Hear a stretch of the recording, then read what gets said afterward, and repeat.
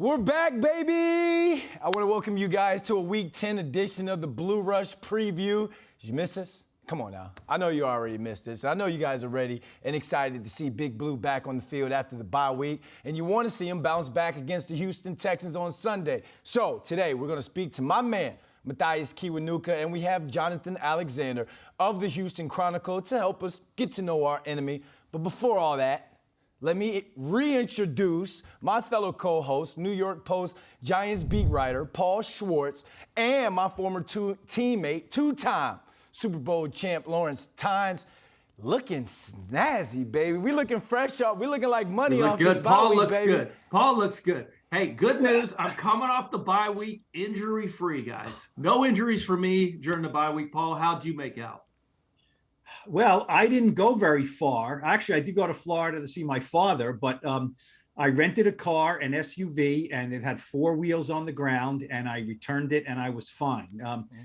We'll get into it. Boy, the bye week is supposed to be a time to get healthy, and the Giants just lost an incredibly good player. We'll get into it. Boy, it was a rough bye week for them, no question.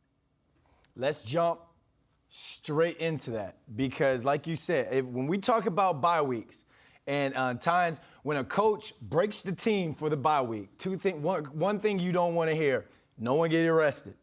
You don't want to hear anyone get hurt, and you want to have any unnecessary noise. Didn't have anyone arrested, thank God, but you had a player hurt and you had some unnecessary noise. Xavier McKinney, ATV accident. I mean, times we caught flack for defending him on social media. I saw your post. They were going after you worse than they were going after me. That's fine. So kind of jump in. The floor is yours.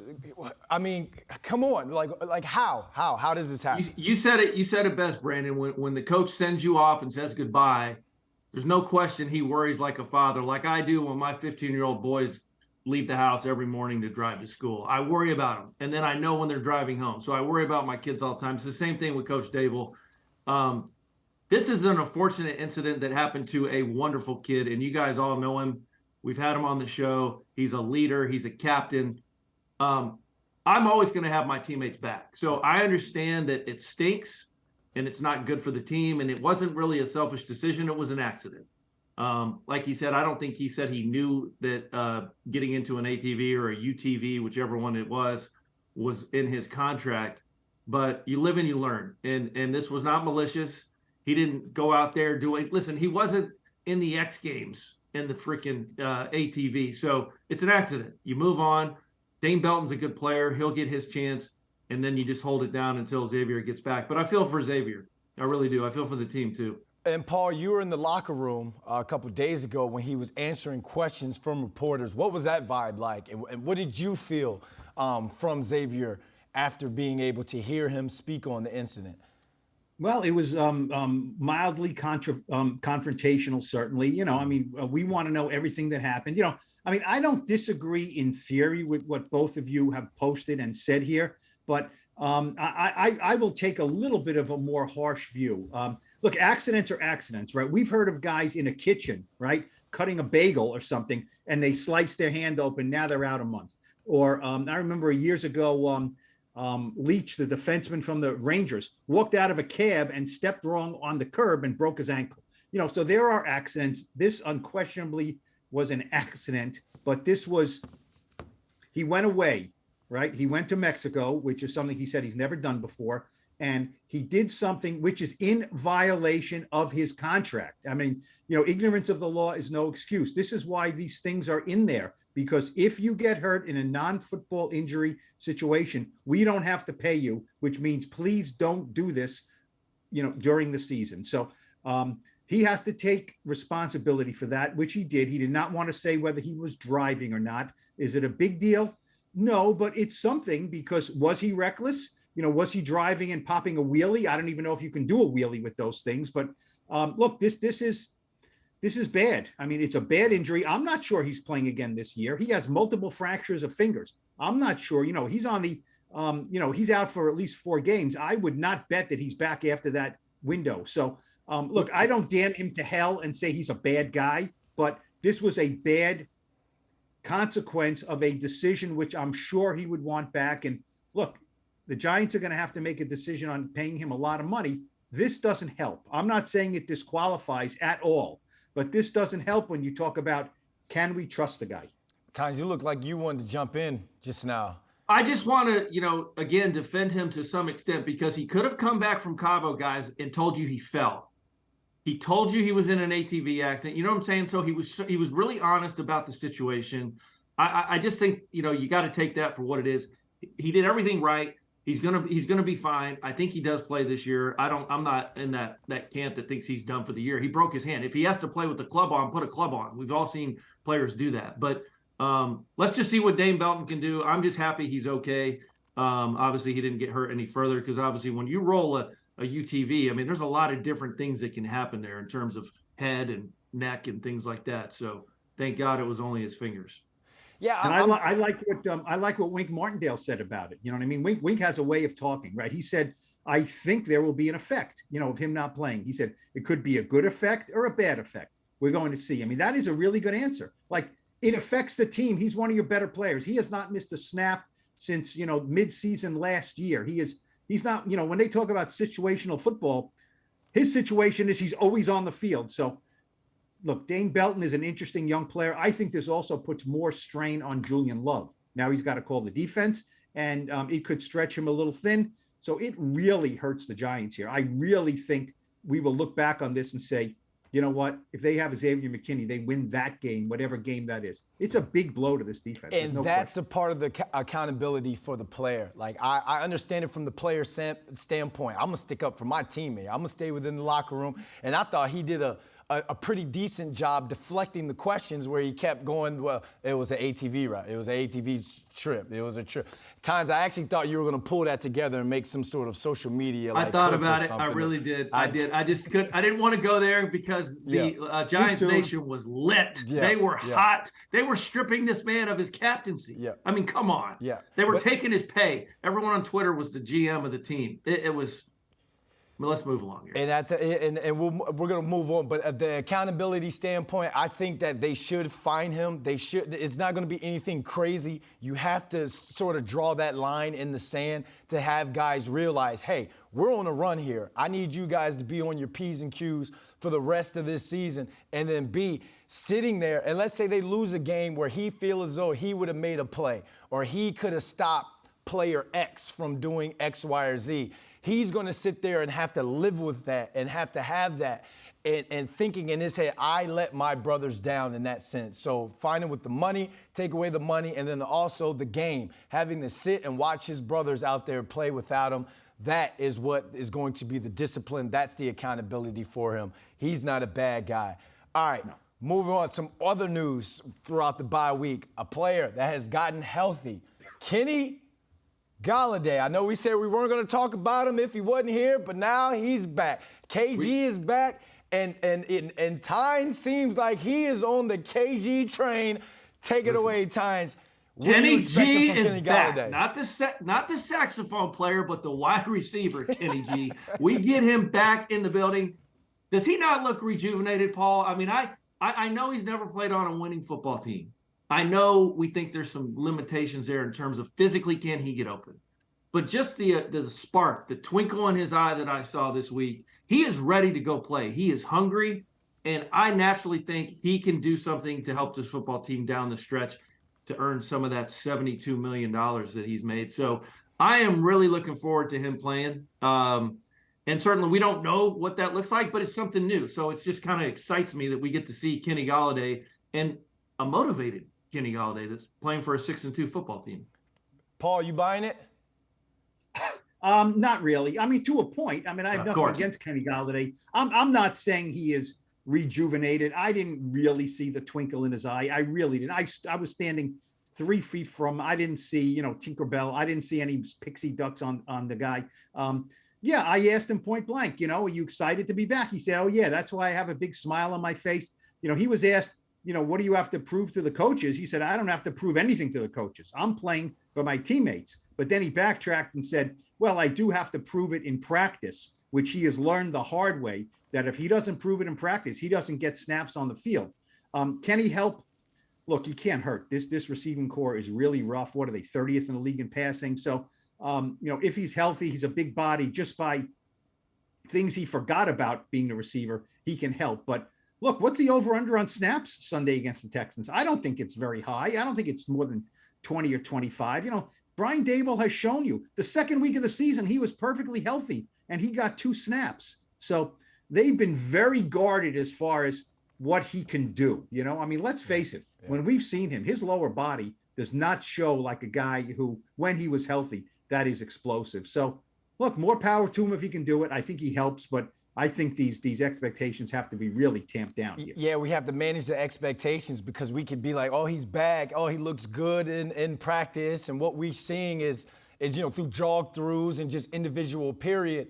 But then again, you get out there at the game and the game dictate that you're running the ball against the NFL's worst rush defense. So you're not throwing the ball as much. Maybe he has 1 catch, 2 targets, that sort of thing. So I think we need to manage the expectations when it comes to how much production he's going to have, and not off of the sense of, oh, he's washed out or his body can't move. It's just the way the Giants offense is built and the way that they run this offense. There's no receiver who's really going to have 5, 6, 7 catches on a day. So I think it's a thing. But if he can get through this game, make 1 or 2 plays, hopefully a 20-yard catch, 50-50 ball down the field.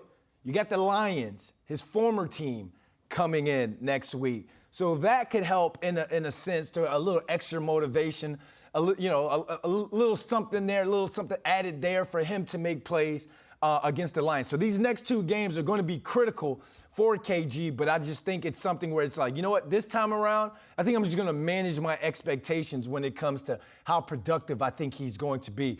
Another storyline, the Giants trade deadline. They didn't bring him in via trade, but they signed Isaiah Hodgins from Buffalo, 6'3" receiver, made some plays in that game against, I believe it was Pittsburgh for Buffalo, and 6 targets on the year, 4 catches, 41 yards, his longest of 26. It was a dime thrown by Josh Allen.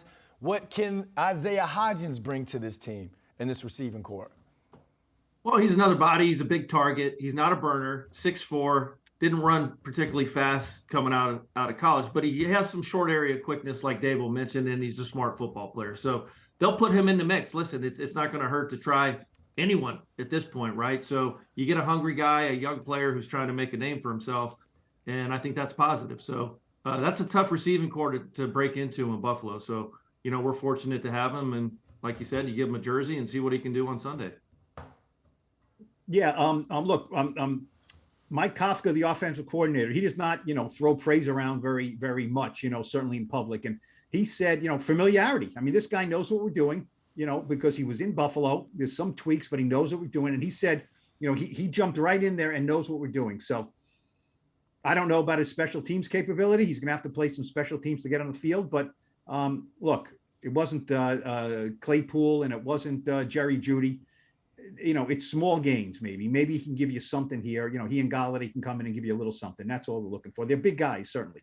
He kind of replaces Colin Johnson in that sense. Remember, before the season, we thought Colin Johnson, or he was wide receiver 1 at the time with the plays that he was making before he got hurt. So we never really got a chance to see what a big body receiver can do in this offense. So he comes in and now I see him replacing that David Sills role. I see David Sills has been getting limited reps, limited targets throughout the course of the year as the year continues to go. So now I see Hodgins coming in, possibly 2-3 big catches with a Daniel Bellinger out. You need big bodies in there. One thing we were talking about, guys, when we were talking about the trade deadline, we were like, no 5'10" receivers. Don't bring in another 5'10" receivers. They went and got a tall guy. They went and got a big guy to go up, climb the ladder, make some plays for this offense, because if you're not going to get separation from a defender, you can get separation through length and height and being able to go up and go get the football. All right, that's block 1, ladies and gentlemen. It's now time to speak with another 2-time Super Bowl champ. We got DN, we got linebacker, and wine connoisseur, our friend, Mathias Kiwanuka. We keep talking the new Giants way and Giants culture with former players. This guy was a first-round draft pick out of Boston College and a two-time Super Bowl champ. Let's bring in Mathias Kiwanuka, baby. And you know what? We're honest on this Blue Rush on this podcast. I said second-round draft pick on the first take. Kiwi stopped us and was like first-round draft pick. My bad, Kiwi. Hey, my bad. I snuck in there, man. 32. I just made it. It's all good though. Paul. Mathias, good to see you. I covered your whole career. I thought you were always a stand-up guy in the locker room, said what you had to say, didn't look for attention, but didn't shy away from it either. Take me inside what you think is going on in the Giants locker room, where they come back off the bye and hear this news about one of their star players, Xavier McKinney, who was in Cabo, Mexico, breaks fingers in his hand in an accident. You lived through the Plaxico Burress stuff, but it was a little different. I think it's a different situation. What are players thinking? Are they blaming him? Are they patting him on the back? Take me in there as a player when one of your brothers, a really good player, this happens to. I think the first thing you got to do is you got to rally around him. You got to understand that it is an injury. He's probably already going to be tough on himself. And if you know him as a person, you just want to make sure that he's going to be okay physically and mentally. So that's the very first thing. And then you start looking at the football aspect of it. What does that mean? What does that mean for our team and for our chances? When you lose a key component or a signal caller or somebody who's a big piece of the defense, it does things and it makes other people have to be thrust into situations that they're not normally accustomed to, right? So you have a backup guy who's gonna be asked to come in and fill the role physically, but there's also the intangibles that people bring to the game. And you've been in a locker room, you understand that there are guys who we like to call force multipliers, right? So just because they're out there, just because they're at practice and they're player coaching and they're helping other people get lined up, those are the things that are most difficult to replace and the things that most people don't realize what's going on. So I think to answer your question shortly, first and foremost, you want to make sure that player, the individual, is going to be okay physically and mentally and emotionally. And then you want to get him replaced, not just on the field, but get all the intangibles that he brought to the table replaced. So there's a lot of distribution of power that's going to have to be taken over.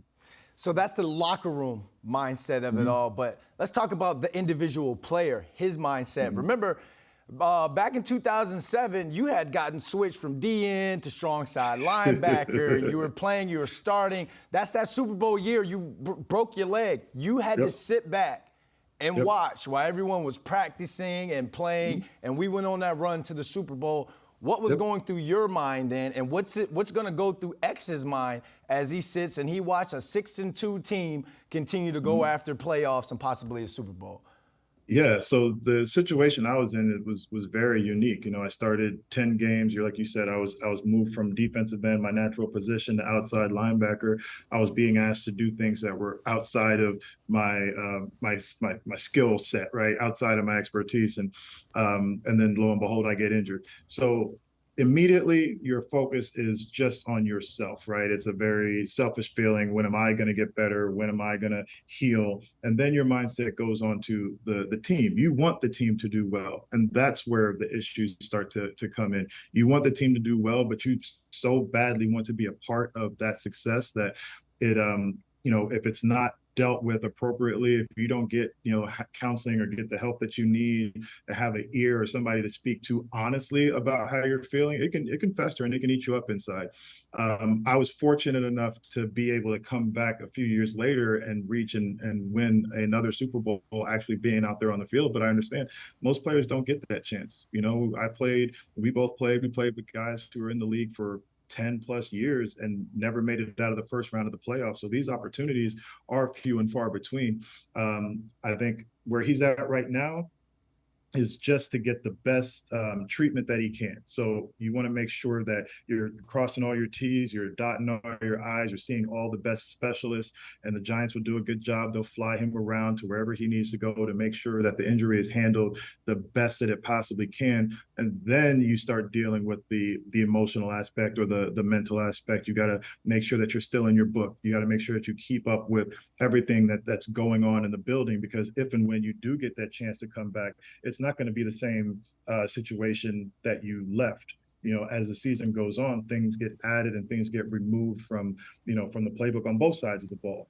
So there's a lot that has to be done in terms of mental reps. That's one of the most difficult things to do as a player, is to get the same out of mental reps that you do from physical reps. That's very difficult. So once he gets the physical part taken care of, then he's got to get the book work part understood and transform into a book learner instead of being an on the field learner. And then he's also got to deal with the emotional part of it. And that's probably the longest lasting and the most difficult, in all honesty, because this is a game, but it's what you've dedicated your entire life to. It's what you wake up in the morning. It's what you go to sleep at night thinking about. Your whole family dynamic is structured around you being good at this sport. So it's very difficult. Dang, Kiwi, that was like a speech off that show on American, bro. Like, that's a CW TV show speech right there. I like it, man. I'm going to play you in your biopic, man. Go ahead, Paul. I'm sorry, man. Yeah, that's all right. Mathias, this is before your time. I used to ask the former Giants general manager, George Young, who does this player remind you of when he was drafted, right? And he would say, I don't believe in reincarnation. I'm not saying this guy is this guy because it puts too much pressure on that guy, okay? So I'm not saying Kayvon Thibodeaux reminds me of you or maybe a little OC, but he's long. What have you seen from him? He missed the first 2 games. He's played pretty well. What have you seen from him? Because that's your position, outside linebacker, defensive end. And is there a risk of frustration because his numbers are not there? And he was a high first-round pick, right? So we're going to start looking at him and saying, well, he's only got this many sacks. He's only got this many sacks. What's the vibe there that you're sensing with Kayvon? I think when you look at him on film, a lot of the components that you just can't teach are there, right? So he shows up in big games when the pressure's on. He has a tendency to perform, and that's something that either you have it or you don't. So that's really good. When I look at him, his attack, his get off is good, meaning like his ability to get off at the same time that the ball is being snapped. His pad level is low. I'd like to see him to continue to use that length a little bit more and extend those arms. We have a tendency as long arm guys to try to slap or chop, and it allows the offensive tackles or offensive linemen to get into our body. I'd like to see him use that consistently and extend and keep that high motor running. But I mean, the sky is the limit. At the beginning of this season, I was looking forward to he and also Azeez Ojulari, being all in the mix, because as you can be a dominant force, you could be a dominant pass rusher, but you need other components. You need other parts, other teammates. You need somebody else and other people on the line, which they do have up in the middle, but you need consistently other people who are going to be able to attack their one-on-one blocks and get you freed up. So right now, I wouldn't put so much emphasis on the numbers. This is one of those seasons where it's like, hey, listen, come in, give us your all, and let's get this team to where we need to be. And then individually, during the offseason, that's when you go back and you look at every single play and say, what could I do different here? What could I do different there? And I think, he's got a huge ceiling. So he's in a good spot. Kiwi came on dropping dimes, man. I wish we had more time to talk to you, bro. And congratulations with Wandering Wines, your wine company, everything you're doing off the field, man. You are the Giants way. You are Giants culture. And thanks for taking the time out for joining us. Thank you. Thanks for having me on, guys. Kiwi, appreciate that, big homie. And congrats on the wine. The way we're dressed right now, we should be sponsored by Kiwi's Wines, man. We're looking good. All right, it's halftime's over of the Blue Rush preview. We've made our adjustments. It's time to get to the nitty-gritty of this game, my personal favorite section. It's time to talk some X's and O's. Let's get to some key matchups for you guys. Paul, you go first. Jump right in. Well, first of all, Giants versus Giants, I think, is a key matchup in this game. Yeah. Should, right? Should is a dirty word, right? You guys were in locker room. Should. We should win this game. We should be able to score points. We should be able to shut down their running game, things like that. The best teams in the league, should is something that you attach them. Should, I'm not so sure the Giants should. They've earned that yet. But this matchup seems pretty simple to me. The Giants don't intercept the ball. You know, Mills has thrown 9 interceptions, 8 interceptions, something like that. It's all about the run. It's all about stopping Dameon Pierce. He's a good runner. Wink Martindale said, very funny. You know, Wink has a great way of saying things. He said, I don't know who did something to this guy or said something to this guy, but he is angry. He is so angry. He said he might be the angriest runner in the league. And then, of course, he mentioned Earl Campbell, which, you know, is kind of a non-starter for me and those of us who remember Earl Campbell. But he said, and I asked Dexter Lawrence about it too, hard runner, angry. Kind of reminds you who the angry runner, I'm sure you guys would agree. Ahmad Bradshaw was always angry, right? Always ticked off, ran angry, ran like, you know, someone stole his clothes and he wanted to, you know, run through him or something like that. So this Giant run defense is not great. You know, they've struggled, you know, with their inside linebacker play. So that is the key. You have to make this team as one-dimensional as possible, and that's dealing with this guy, Pierce. Tackling, he will break tackles. There's no question about it. He's a tough guy. That's the matchup for me. You know, make Mills throw the ball because, you know, Pierce can do damage. And, you know, guys like Kenyon Drake, there are guys who've done damage against the Giants. They can't let that happen. Tynes. Yeah, there's no question, Brandon. It's our run defense against Dameon Pierce. If he gets going, there's going to be trouble because they do have some explosive wide receivers in terms of speed. Philip Dorsett came along, had a really nice game last week. I know he was a first-round pick 7 years ago by the Colts, but he does have speed. Cooks has speed. Nico Collins is a nice player, and they've got like 18 tight ends that they throw the ball to. But you cannot let Dameon Pierce get going, and that is the one thing. Hopefully, the Giants looked at during the bye week and said, how do we fix this run defense? Because it is leaky and it shouldn't be that way. And naturally you don't want to go to the linebackers, but the D-line has to get penetration and get upfield. And they did a nice job. Listen, to be honest with you, right before the bye, they did a really nice job against Kenneth Walker overall, when you look at kind of what he's done since he's became the starter in Seattle. So you can't let the run game get going. If that gets going, there's going to be trouble. There's a lot of play action. There's a lot of things Mills can do. Mills is, you know, unlike Lamar Jackson, Mills is 0-7 against the NFC, where hopefully he gets to 0-8. You know, Lamar Jackson had never lost to an NFC team. Davis Mills has never beaten one. But that run game matchup on both sides, actually, of the ball is going to be, you know, tell the tape, if you will. We can't lose to Davis Mills. We can't let Dameon Pierce beat us. Going back and looking at the Eagles game, Texans versus Eagles, I think this is a huge opportunity when it comes to our matchups and my favorable matchups for our tight ends. We got some good news on Daniel Bellinger. He's not ready to go, but Chris Myrick and Tanner Hudson, Dallas Goedert, and I understand, I'm not saying they are a Dallas Goedert type caliber of player just yet. Dallas Goedert, 8 catches on 9 targets, 100 yards, and a tug. 7 of those catches were first downs. Now, we don't have the tight ends that can get yak like him, but we have tight ends that can catch the ball. The Houston Texans linebackers are showing, and safeties are showing, they can't cover an athletic tight end that can catch the rock. If I see them coming in with the worst defense, run defense in the NFL, trying to stop that run, Kafka and this Giants offense is going to have to throw them out of an 8-man box.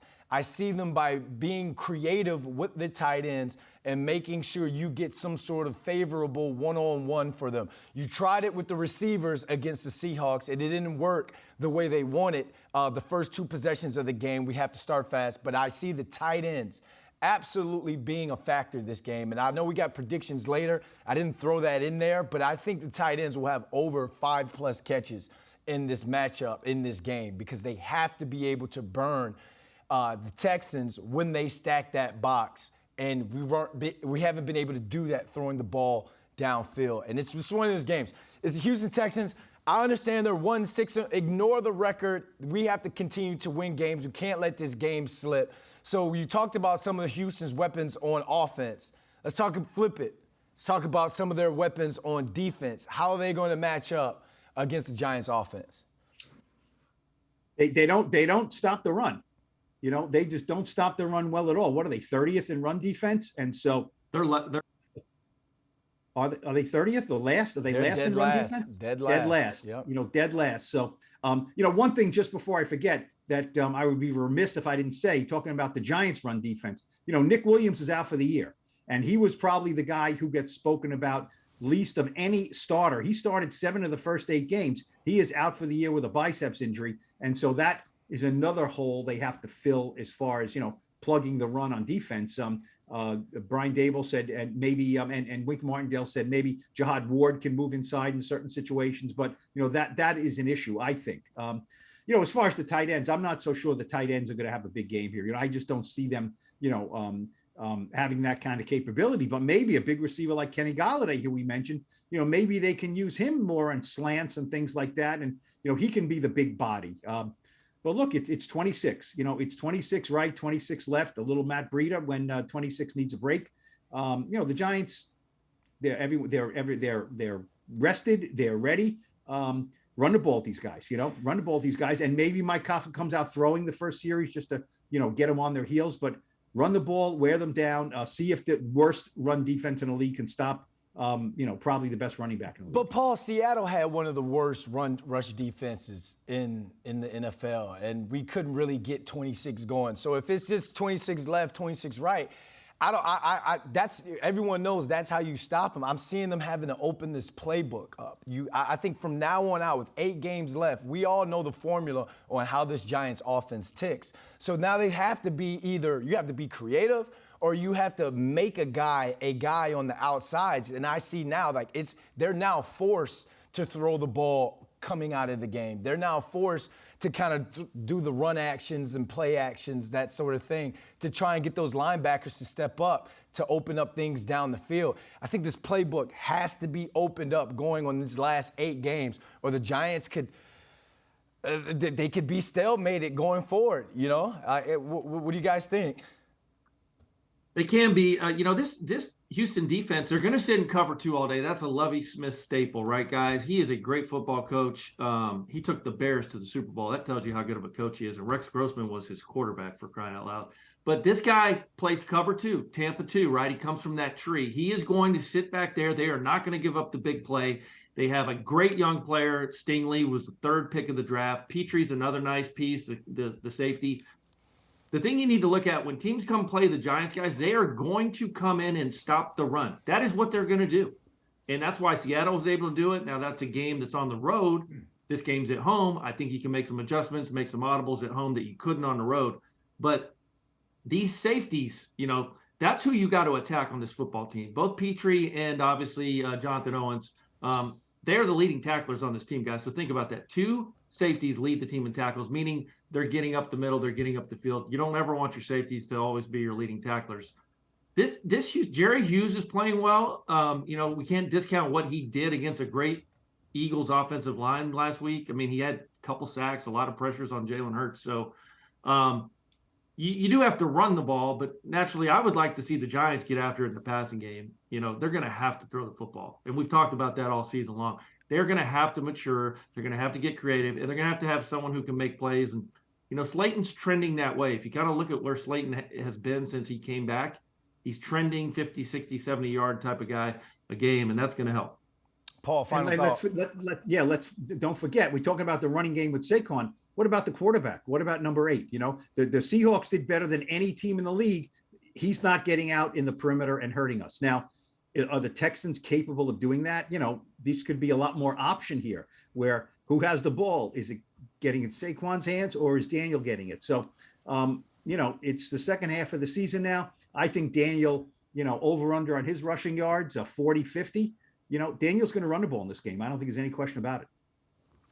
You just heard from the Blue Rush preview, offense and defense and special teams coordinator, on how we think the Giants need to attack the Texans. But let's flip it. How do we think the Texans are going to attack the Giants? I got a chance to speak with Jonathan Alexander of the Houston Chronicle to see what the Texans are thinking in this week's Know Your Enemy. It's Giants-Texans in a Week 10 matchup, fresh off the bye week. He covers the Houston Texans and the NFL for the Houston Chronicle. He is Jonathan Alexander, and he's here for our latest edition of Know Your Enemy. Jonathan, thanks for jumping on, because there are a lot of Giants fans who think this is an easy W for the G, man. The Texans are 1-6-1, but they've played tough in each one of those 6 losses. So what's the vibe like around the team, and what's the Texans' identity heading into Sunday's game against the 6-2 Giants? Yeah, I think a lot of them are disappointed, searching for answers, trying to figure out how they can get a win. Because, like you mentioned, they're 1-6-1. A lot of their games have been close. They've only finished out one, and that was against the Jaguars, in which they were pretty solid. The biggest issues with them is their third down situations on offense. They're very inconsistent. They can't stop the run, and we both know that's what the Giants do well. They're good against the passing game, but if you can't stop the run, you're going to have some problems. Teams will run all over you, and the Tennessee Titans did that a couple of weeks ago against them. All right, we're talking about the Giants' running game. This is a game that's going to headline two big-name running backs. I imagine we're going to see a lot of runs called. The receiver in me is like snooze fest. But let's start with Saquon Barkley and the Giants' rush offense. How does a struggling Texans run defense, stop New York's bread and butter or New York's bread and Barkley? It's going to be tough. I mean, another one of the Texans' biggest issues is they've missed so many tackles. They have 57 missed tackles on the season, which is number one in the NFL. The next worst team is Chicago Bears with 54. They've got to tackle Saquon Barkley. They've also been out of their gaps, and they've allowed big rushing holes. They haven't defeated their blocks. And when running backs have gotten to the second line of defense, there's been no safety there. So they've got to do those small things, and they've got to tackle a lot better. I think that's going to be the key in slowing down Saquon. Yeah, Jonathan Owens is you guys' leading tackler on the team with 42 on the year, and he's a safety. That's never a good thing when a safety is your leading tackler. All right, on the flip side, rookie Dameon Pierce. Young boy's been balling. 678 yards rushing with 3 TDs on the year. I mean, he's the workhorse for this Texans offense. How do you think Houston attacks the Giants' run defense, who's struggling themselves? Yeah, I mean, he makes the engine go. And you asked me earlier, I forgot to mention, but their identity is a run-first team, and they feel like their running game opens up the passing game. But you're going to see Dameon Pierce, as long as the Texans don't get down early, you're going to see Dameon Pierce get at least 25 touches. He's been steadily improving each game. Have a bad game against the Tennessee Titans, but the Tennessee Titans have a really good run defense. But Dameon Pierce has feasted on bad run defenses, and he's the leading candidate for Offensive Rookie of the Year, and rightfully so. It's tough to bring him down. I don't know if you saw the clip against the Jaguars, but he broke 7 tackles on one run. He's just ridiculous. All right, thanks again for that, Jonathan. I can't wait till H-Town gets up here on Sunday. Paul, he'll be in the press box. We got to stop by and say hello to him. All right, you know what time it is. Time for them predictions. Predictions, for those of you who don't understand my lingo. You guys know it. I'm going to give the over-under. You give me the over, the under, and you tell me why with a quick point. All right, Dameon Pierce. He's like a Kenneth Walker out there. The rookie's been balling. I'm going to put his rushing yards at 89.5. What sayeth you? Tynes, go. Yeah, this is a no-brainer for me. He's averaged about 100 over his last 5 games. So the Giants obviously have not stopped the run this season. They're giving up around 137. I like Dameon Pierce to get going. Again, not a big deal. If he goes for 100, that used to be a death sentence in the NFL, but I certainly think Dameon Pierce goes over 89.5 yards this Sunday. Paul. I think over as well. See, here's the deal. Can the Giants get a lead and maintain a lead and make them not run the ball? We haven't seen that, right? We've all seen it with some of these teams where all of a sudden it's the end of the, late in the second quarter and you're down by 17 points or 14 points. It's like the offensive coordinator panics. I can't run the ball anymore. So can the Giants do that? They haven't been able to do that. Until they do that, I don't think they can. So I'm going to say over because I think, they're going to be able to hand the ball to Pierce, pretty much for 4 quarters here. Same. I think it's going to be the over. Again, I think this is going to be a close game. This is just Giants football. They're not built to blow anyone out. And Houston's going to continue to do what they want to do in the sense of getting the ball to Pierce and trying to control the clock. But that moves to the next one. Houston completions, passing completions at 20.5 over under. Paul, go. Here's another thing. How's the game going, right? The Giants are up. And they're throwing in the fourth quarter, dink, dunk, dink, dunk. Those passing numbers go up. I think that's a little high, 20.5. I'm going to say under. They want to run the ball. Mills throws a lot of interceptions. I would say under. I think the Texans are not built to throw the ball a lot. Tynes. Yeah, I unfortunately agree with Paul again here. Under 20.5. He's trended down the last 4 games. He's only thrown over 20.5 completions 4 times this year, but his last 4 or 5 games, guys, he has trended way down. I think that's defenses getting a beat on him. Again, Wink Martindale defense, he hasn't seen anything like this. I went back and looked. He's never played the Ravens. He's never played an outfit that's going to pressure him like this. He is a Stanford guy. I get it, but he's going to be under 20.5 completions. I'm going to go with the over, and I know I'm kind of contradicting myself, but at the same time, just the way that we know to stop the Giants is loading the box up, stopping the run. It's the same thing with the Houston Texans. I see them at the same time, though, trying to throw a little short, quick game, 3 steps, getting the ball out of his hands, because that, in a sense, if you can get 4, 5, 6 yards on a first down slant, that's a run play as well. So I see quick game coming into play against the Giants, who play the most man-to-man in the league. All right, next up, Houston points, 19.5. Can they score 20? Tynes, go.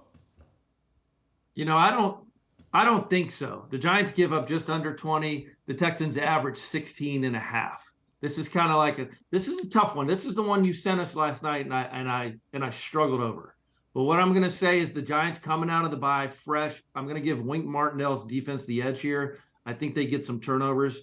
I think they're under, obviously, 19.5 points Sunday against the Giants. Paul. I think the Xavier McKinney factor rears its head here. I think over. Ooh. You know, look, I look. You can't just say Xavier McKinney's not here. Next man up. You know, I get it. Next man up. You know, I get it. Dane Belton will play. Pinnacle play a little bit. Maybe Landon Collins a little bit, but they're not Xavier McKinney. He's an invaluable player. So I think at some point something happens in the game where the Texans directly get points because McKinney is not there. I think that boosts the number up a little bit. I'm not saying a lot over this, but I'd say a little bit over. You know, 20 points. Okay, so half a point. I'll say over. I say I'm going to go with the under on this one. I got them only scoring 12 points, and that's 4 field goals. I see what you're saying about that, the McKinney thing coming back to haunt us. But I see that big play happening and the Giants' defense getting a stop. It's no longer bend but don't break. It's bend and don't wink, you know, because Wink is out there when it comes to them turning the ball, the offense, when they turn the ball over and they've had short fields against the Giants' defense. Giants have forced teams to 3 instead of touchdowns. I don't have the statistics on that, but I read that the other day. And it's, you know, anytime you can force a team, especially with the struggling offense like the Texans, to 3, that just helps. I see them only scoring 12. Let's flip it over. And this one, I need this. I need to hear you guys for this one. Daniel Jones, 299.5 yards passing. I don't care who goes first, but talk to me nice. But when I saw this, Brandon, I said, did we somehow sign Plax, OBJ, and Victor Cruz in the bye week? Because 299, Daniel's done this 6 times in his career, okay? 5 times in 2019. He's only thrown for over 300 yards 1 time since 2019, and that was last year against the Saints when he threw for 402. I don't think we're going to have to throw the ball that much. So naturally, I'm going to go under 299 yards for Daniel Jones. It's been a while since he's done that. And we're going to run the ball 200, 220, 230, something like that. I like that kind of game for Daniel. And then getting the running game going. So I'm going to go way under 299 yards. I love the optimism, though, Brandon. Come on, Paul. Come on, Paul. Talk to me nice. Give me something here. No way. Okay, here's why we have to not let former wide receivers make these numbers, okay? We have to take it away from Brandon. He is not an innocent bystander here. When I got this, I said, well, he must be 199. He must be, you know, I don't think 199 is a no-brainer. 299 against the worst rushing defense in the league. You must be expecting Kenny Golladay to pull a Victor Cruz here and catch a swing pass at the goal line and run 99 yards because if they do that, if they get a 99-yard reception, I think they can go over 299. Other than that, this is just the former receiver looking at the game and saying, I'm open. Throw me the ball. I'm open. Yeah, that's the Jets receiver, former Jets receiver. Just give me the damn ball. But darn, man, I got to go under as well. I'll put it in there just to see if you guys, would tickle my fancy a little bit. But yeah, it's going to be under. They're just not built for that. They just want to win games. I get it. All right.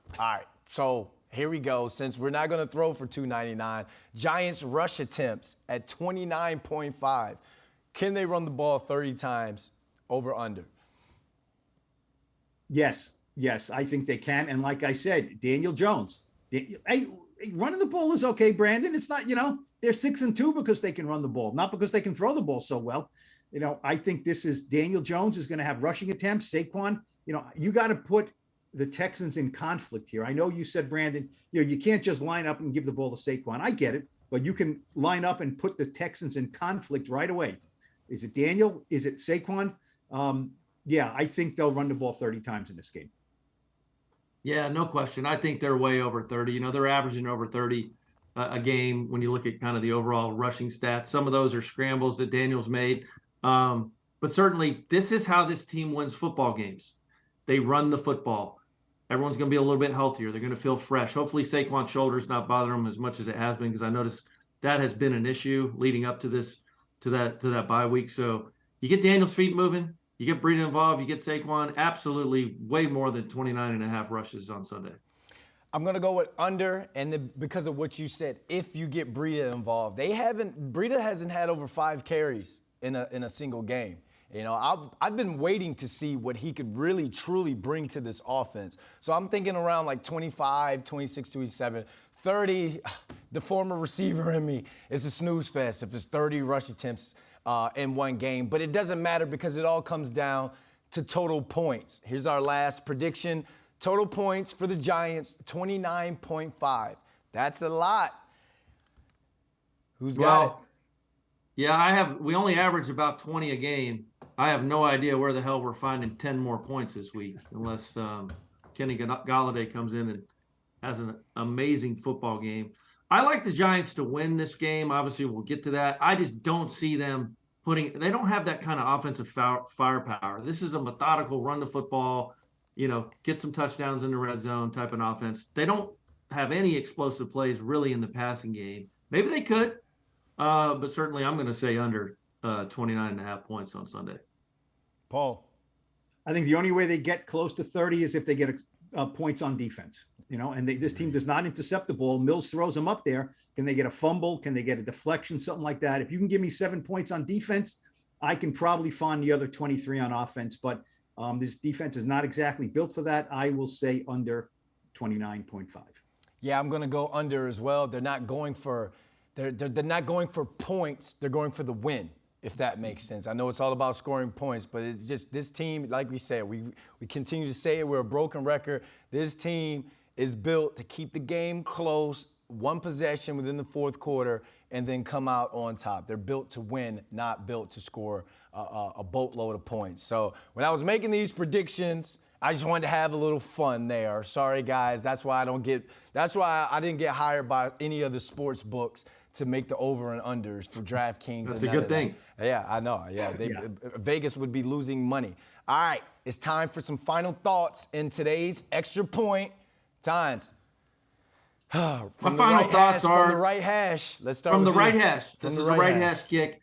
The Houston Texans are kind of a young team, yet they're old. They're coming in. Lovie Smith's a great coach, in my opinion. I know some people think differently, but they play not to lose. The Texans, when you watch them play, they're playing not to lose. The Giants should be healthy outside of Xavier McKinney missing obviously this week. You get some guys back, you get some horses back. O'Shane, maybe Shane Lemieux. The Giants, and I don't want to use should or need to, but they have to win this game. Guys, the schedule gets to be a gauntlet, as we know, from November 24th through December 24th.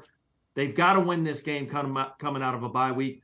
Not that he was a head coach. Brian Dable, as a coordinator at Buffalo, coming out of the bye, 4-0, average margin victory of 10 points. I like that because he's going to be in this game plan. He knows what to do.